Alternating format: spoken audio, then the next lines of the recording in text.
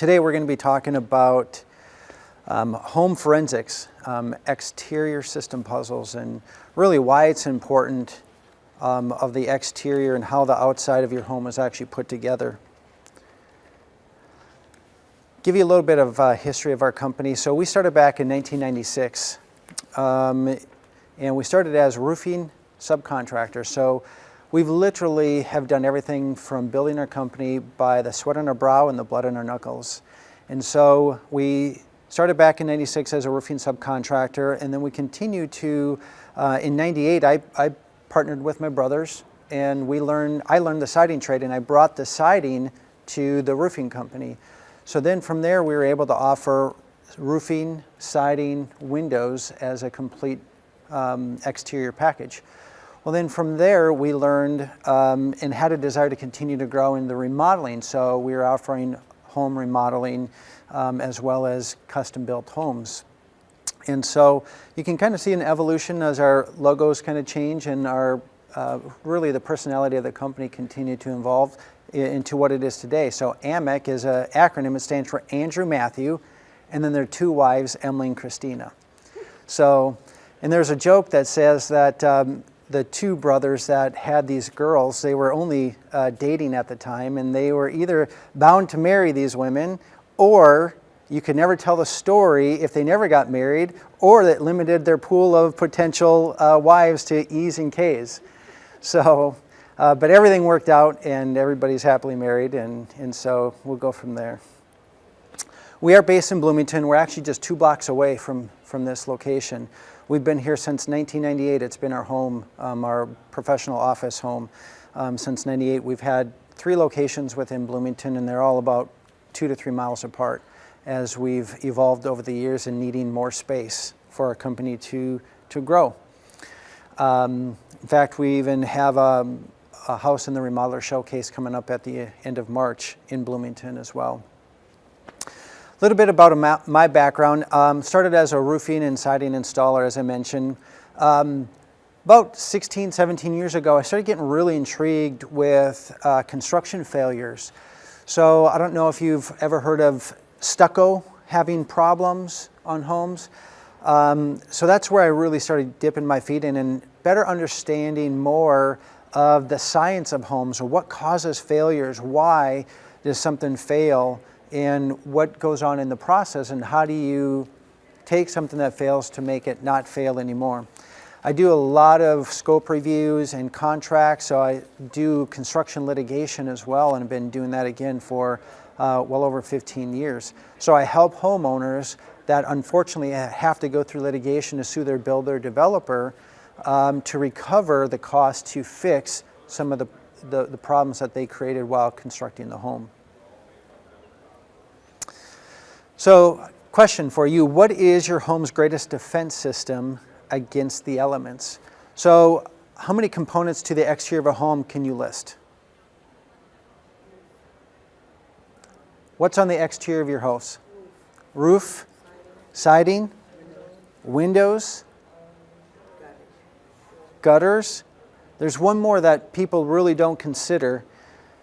So you said roofing, siding, windows, insulation, ventilation, and vapor barrier. That's extremely important in Minnesota because we've got 140-degree temperature swings, so we've got to handle and manage that heat loss somehow, or the heat from the outside coming in, the vapor that transmits through the temperature swings.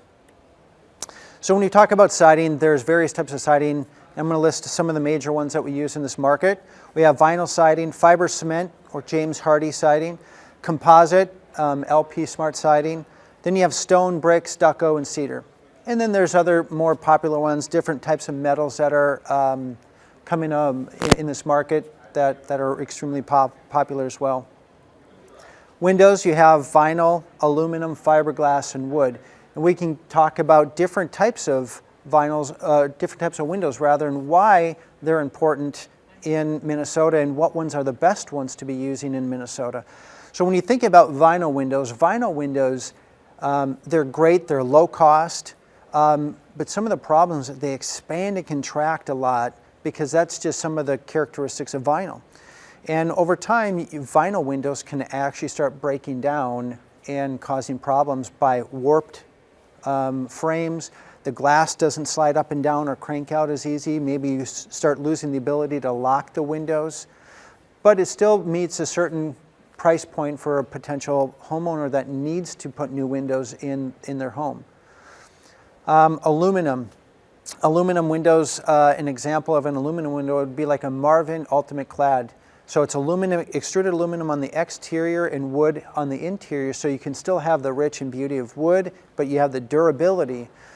This is a great window for this market. Some of the downsides on this window is aluminum is a great conductor of cold and heat, so it allows that heat or cold transfer to come into the home a little bit more. So that's where we just try to balance. We have to make sure that the insulation around the window is very well insulated. You have to make sure that your vapor barrier is intact around the window, because you can get a lot of condensation, and then condensation in the wintertime turns to frost. So we have to, again, make sure that all these components are done properly. Then you have fiberglass. Fiberglass is actually my favorite window to use in Minnesota because of its attributes. Fiberglass is really low expanding contraction. It's a bad conductor of cold and heat. It's a little more expensive than a vinyl window, but it's less expensive than aluminum window. So it's a great alternative for this market. So if I have the opportunity to sit down with you and you wanted new windows in your home, that would be the primary, that's our baseline window, okay? But with fiberglass, you do have limitations with some of the design elements, because you can't bend arches out of fiberglass. So you are a little bit limited. The manufacturers purposely also limit you in some of your design options and what you can do and the size of them. So again, that's why it's important to understand the product and making sure that you select the right product with your project. And then you have wood. Wood really isn't used a lot nowadays, where you have wood exterior and wood interior, just because of the maintenance. But it's been a window that's been used for quite a few years. Most people don't like to maintain, and the cost to maintain wood windows. Roofing, asphalt roofing, cedar shake, steel roofing as well. Again, popular choices. The most popular choice here in Minnesota is asphalt. Just because of the cost effectiveness of the shingles, it's extremely durable. They have different class ratings, so you can get hail resistant shingles nowadays. Cedar is very beautiful, but for most people it's just so costly that they can't afford to do that. And same thing with steel. But you can also see the beauty that steel offers. This is a house that we built in the wilds, and you can see how beautiful that house looks with the steel roof. It would look completely different if you did an asphalt roof shingle on there. But again, that's where we look at the design component and budget as well, that play big roles into what you actually use for the shingles on your house. Then we have the insulation, ventilation, and vapor barrier. So here we've got fiberglass bad insulation, blown-in insulation, rigid foam and spray foam, and 4 mil poly. Now, those are extremely important in Minnesota, because without those pieces, your house will rot from the inside out, okay? So we want to make sure that you have proper ventilation, proper insulation, and vapor barrier. The vapor barrier is important because if we think about thermodynamics, the colder it is outside and the warmer it is inside, the stronger the magnetic pull for all that warm vapor to transfer through your wall cavity and then hit that exterior wall. When it's below zero, that moisture turns to frost. Well, what happens in the springtime, that frost warms up and it turns to a liquid. So it goes from a gas to a solid to a liquid. So you think about how that happens year after year, and what happens is that's where you start rotting your house from the inside out. So we have to make sure that we have all those components properly completed and integrated for the exterior of your home to work properly.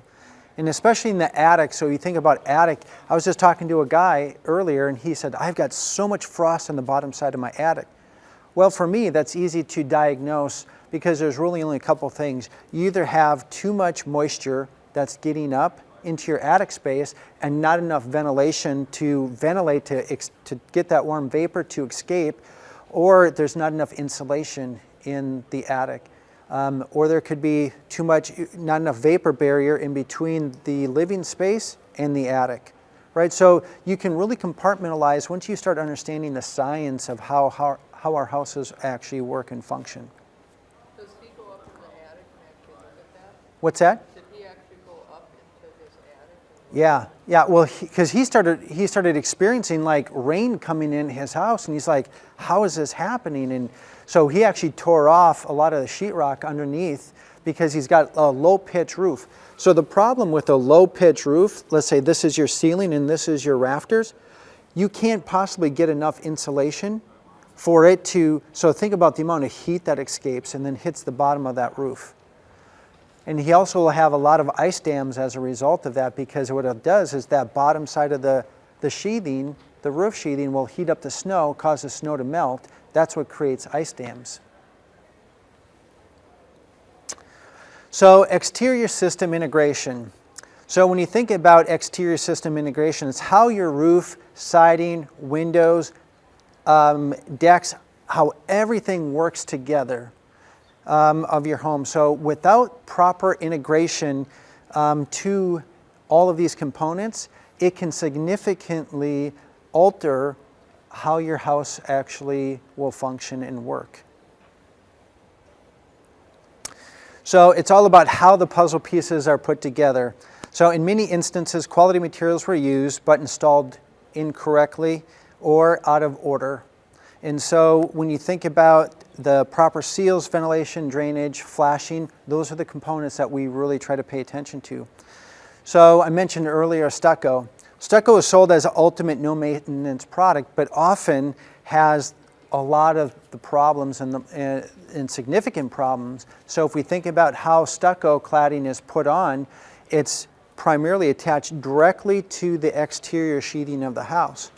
So what happens when that is attached directly to the exterior sheathing of the house, it gives no place for that water to drain behind. So when water comes in the system, it's hard for it to escape, therefore creating problems where the house is starting to rot out. Windows, decks, and doors, if we consider how the stucco, siding integrate into those materials, is really important. For example, not to pick on stucco, I like stucco, we do a lot of stucco, but what happens is that where your stucco abuts into a window frame, if it butts in tight, it gives no place for the caulking to get installed. It gives also no place for the water to come out, if you consider how the water can come in potentially through the corners of the windows. So we give a little gap in between the stucco and the window, and we put caulking around the perimeter of the windows. That helps when expansion and contraction actually takes place. So your home's defense system may be flawed. And these are real life pictures that we've taken on our projects. And this was a project that we did just a couple years ago, where you had all these components that I'm talking about, where you have the stucco and integration issues, new windows that were installed but not replaced properly. So we'll go through that in just a second. So here's a case study. This was a house that was constructed, and they never put any house wrap underneath the aluminum siding. So as a result, you can see around the windows the amount of water that started coming in around the windows and doors. Now, if the windows and the siding would have had proper air or the proper weather barrier around it, we wouldn't have been having this problem, and we would not have had to remove all the siding from the house. But they started experiencing water damage as a result of not installing the weather-resistant barrier on the outside, okay, and tying that in with the window installation when the house was originally constructed. Case study number 2, stucco home. Again, here we can see at the bottom of the corner of the windows, you can see the black stuff. Well, that's where we predominantly find most of our problems with integration, is because the stucco system that was installed was not properly integrated with the window system and how that was installed. So you have two different vendors when the house is being built installing these components, but they're not talking together. They're not saying, hey, what happens when the stucco has a problem or when the windows have a problem. So as a result, you have a flawed exterior. Another area that we have a lot of problems is, see how that gutter's butt into the wall? So there's missing what they call a kick-out flashing. What that does is it simply, as the water's coming down the roof line into the gutter, there's not this piece of metal that actually diverts the water away from the house as it hits that point. And so as a result, it actually goes in behind the cladding system and starts rotting everything out. So when we talk about proper integration, this is what I'm talking about. So as a result of having this is Tyvek that's on the house, that's the weather-resistant barrier that I'm speaking about. As a result, the Tyvek actually wraps into the rough opening of the window, and then the window's set in over the top of that. So the bottom part right here, you can see that there is no tape underneath here, and what happens is when this window comes in over the top, it's actually set in over the top of the weather-resistant barrier. So when this window leaks, it's not if, but when, because windows are going to fail at some point, the water is going to come actually over the top of the weather-resistant barrier rather than behind it as indicated in the previous slide, like right here.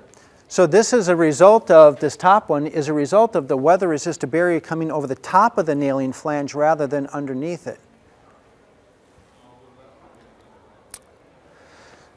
So I talked earlier about ventilation, insulation, vapor barrier. This is a house that we did in Eden Prairie that you can see a distinct line right there in between the second floor and the first floor, this line. Well, that's called the rim joist space. Okay, that's the airspace that's in between your floor, the second floor and the first floor. What happened here is they did not have a vapor barrier in that space. So as a result, it had a tremendous amount of vapor loss at that particular area. So this is a great example of how you will rot your house from the inside out. Okay? So that vapor went to that exterior space. It was not properly insulated or didn't have the proper vapor barrier. And that gas turned to a solid, which is frost. And then in the summertime or the springtime, it warmed up and started rotting the house from the inside out. So there's a lot of science that goes into building homes today and how we look at it from a remodeling standpoint and what we have to do and take care of. Touching a little bit on that ventilation. So we can see how our homes work in the summertime and in the wintertime. So on the left you'll see a functional attic, on the right a dysfunctional. You can see the lack of insulation over the ceiling and how that heat and the moisture escapes and then condenses on the back side of the roof sheathing. And that's where you started kind of getting, you know, like, hey, my roof is leaking. Well, no, it's not leaking in the middle of the wintertime. It's actually this phenomenon that happens where you have moisture that comes and freezes on the back side of your decking. But there's ways to fix that if you have those problems. There's ways to fix it, as I mentioned, through better ventilation, better insulation, and air barrier. So when you think about the science, so we don't have to sacrifice the design of our homes due to science. So there's a way that we can actually take the science of a home and the design of a home and make sure that they're extremely functional together. This was a project that we did over on Lake Waconia, and we were able to actually enhance the beauty of the home through design, but making sure through the science of it that we're actually increasing the longevity of the life's home expectancy drastically. So in conclusion, how you live in your home is extremely important.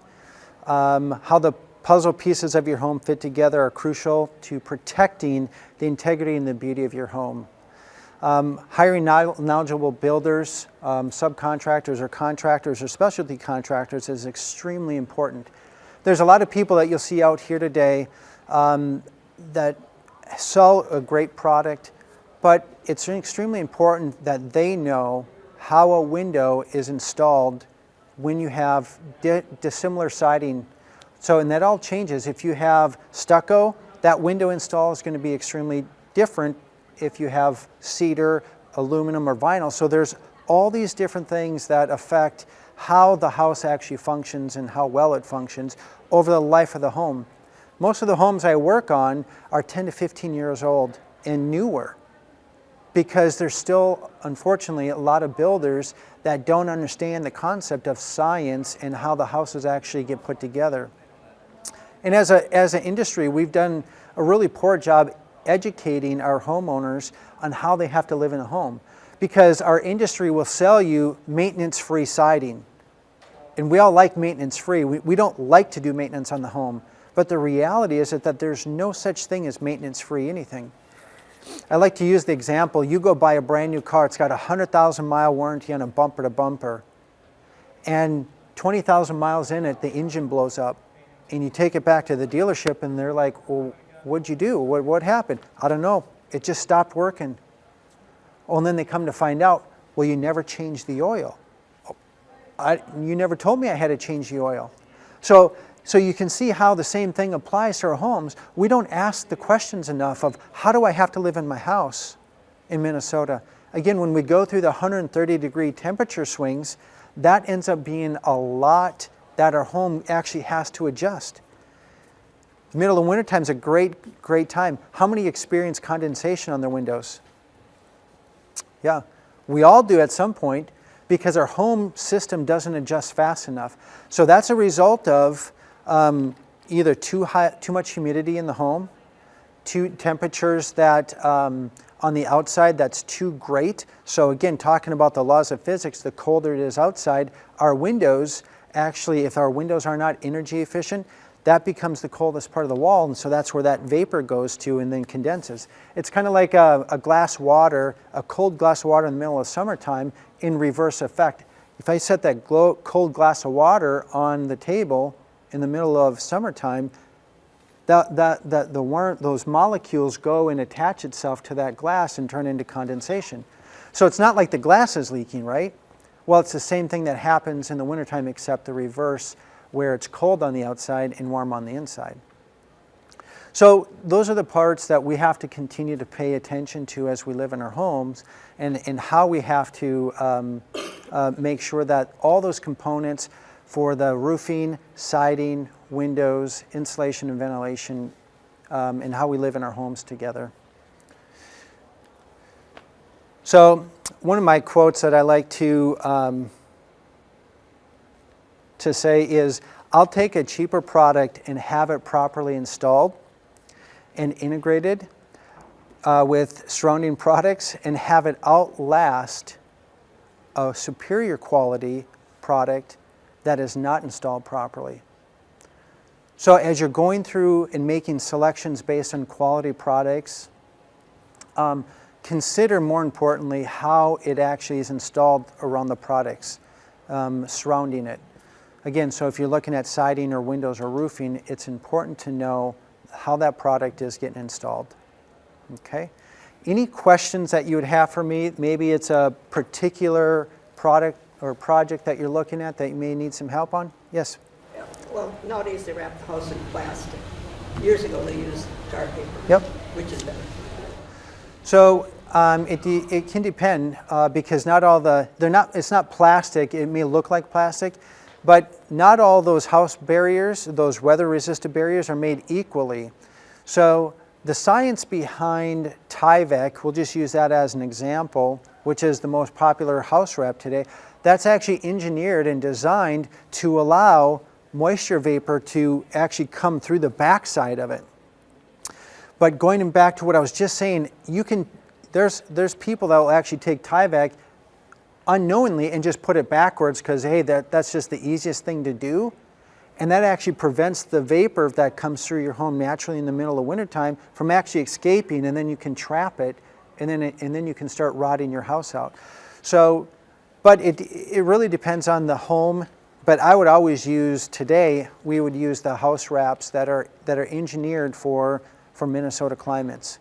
And the paper that was made, the 15-pound felt that was made years ago is not really made the same. Now it's just number 15. So they've taken a lot of the good attributes that made it good 60 years ago, or back in the 50s, 60s, and they've really stripped out a lot of those good characteristics that made paper what it was back then. Yes, ma'am. I'm wondering about the stucco exterior. Yeah.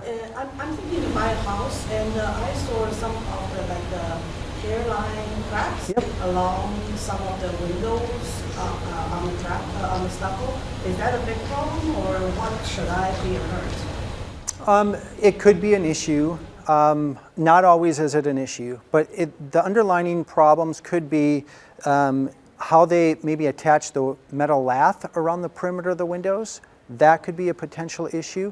But if I don't see any water damage, very obvious water damage? Well, you won't see any water damage. Nothing will be obvious. Some of the streaking that you see on the corners of the windows, that's actually water that just kind of eroded the color out of the stucco, and it's the natural color of the aggregate that was used to install the stucco. Then will I be able to see it from the inside? Nope, because in most cases you have that plastic, the vapor barrier right behind your drywall, and so that traps the moisture in the wall cavity, and that's why we end up with a lot of damage with stucco homes. It's not because the stucco is a problem, it's just how everything was installed around the stucco. The only way I can find out is hire someone to do the stucco inspection. Yeah, so there's moisture companies out there that will actually go and they'll do little probes around those windows. Pretty expensive. It depends on the size of the home, but your average costs are around $500-600, which is really cheap relative to the cost of removing all the stucco and redoing it. Before I buy the house, right? Yeah, so I would always encourage people to do moisture testing. And once this is done, I can actually give you a reference of a guy that does that and very well at doing that. So, any other questions? Thank you. Well, thanks for showing up.